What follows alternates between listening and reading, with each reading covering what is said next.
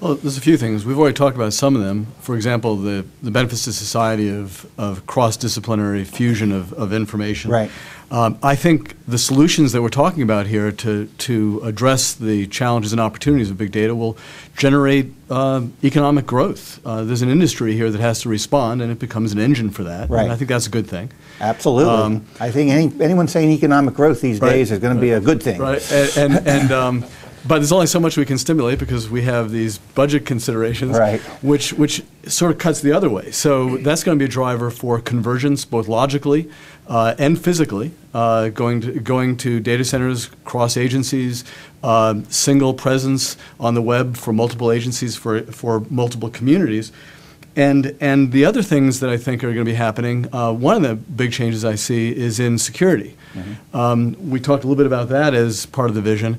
The government has traditionally approached security from a controls perspective. Right. We have standards and you have to implement these controls.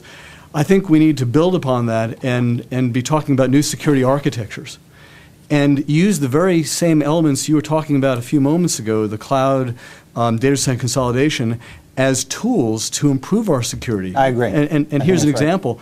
You can use the cloud to isolate the public's access to data from the deep archive, perhaps, or the deep processing that you do for life-saving operations. Right. So, and then last, I think that to solve this cross-discipline problem, it makes me think of what Adrian was talking about before the break about education.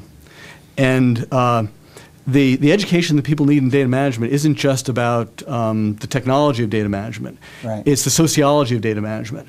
And if we're going to actually get to the cross-disciplinary vision of people in totally different disciplines being able to use the same data, then we have to use a cross-disciplinary solution by getting the sociologists and the linguists and the people who understand semantics and harmonize in a data so people understand working it with the technologists to solve that problem. Good point.